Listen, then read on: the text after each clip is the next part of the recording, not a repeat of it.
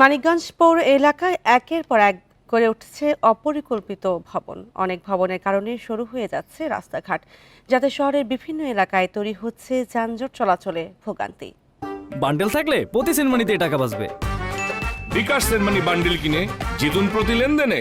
মানিকগঞ্জ শহরের প্রধান সড়কের পাশে গড়ে উঠেছে তুফান আলী প্লাজা। রাস্তা ঘেঁষে গড়ে ওঠা বহুতল ভবনটির গাড়ি পার্কিং স্পেস ভাড়া দেওয়া হয়েছে বাণিজ্যিক কাজে। পার্কিং সুবিধা না থাকায় রাস্তায় রাখা হচ্ছে গাড়ি, এতে তৈরি হচ্ছে যানজট। শুধু তুফান আলী প্লাজা নয়, মানিকগঞ্জ শহরে গড়ে ওঠা অনেক ভবনের সামনেই তৈরি হচ্ছে যানজট।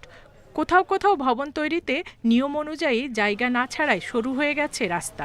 পার্কিং এর জায়গায় তারা পার্কিংটা রাখেন নাই, তারা এটা বাণিজ্যিকভাবে তারা ভাড়া দিয়ে দিচ্ছেন, যেটা আইনগতভাবে টোটালি অবৈধ। বিল্ডিং এর প্ল্যান অনুমোদন নেওয়ার পরে পৌর কর্তৃপক্ষকে উপস্থিত রাইখা যদি লেআউট দেয় তাহলে রাস্তা কনফার্ম।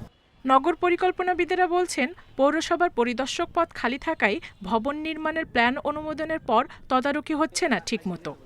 সারা বাংলাদেশের পৌরসভায় কোথাও কোনো পরিদর্শকের পদটা নাই যে ইনভেস্টিগেশন করবে। যখন প্ল্যান অ্যাপ্রুভাল নিয়ে গেল পৌরসভা থেকে, এরপরে এটার জন্য যে তদারকির যে প্রয়োজনীয়তা আছে সেটার জন্য আমার কিন্তু কোনো ইন্সপেক্টরের পদ নাই। তবে নতুন ভবন নির্মাণের ক্ষেত্রে কোনো অনিয়ম নেই বলে দাবি পৌর প্রশাসকের। বিল্ডিং নির্মাণের ক্ষেত্রে যে পার্কিং নাই কিংবা নাই, এটা তো আপনারা ভালো মতোই জানেন যে এটা বিগত সময় থেকে এই প্রবলেমটা শুরু। তো বিগত সময়ের কোনো জিনিস সেই দায়িত্ব তো আসলে আমি নিতে পারছি না। জমির কাগজ থেকে সবকিছু যাচাই করে আমরা সেইভাবে প্ল্যান দেওয়ার চেষ্টা করছি। 42.32 বর্গ কিলোমিটারের মানিকগঞ্জ পৌরসভার জনসংখ্যা 2 লাখের বেশি। পৌরসভাটি 1972 সালে গঠিত হলেও প্রথম শ্রেণীতে উন্নীত হয় 1997 সালে। Independent news.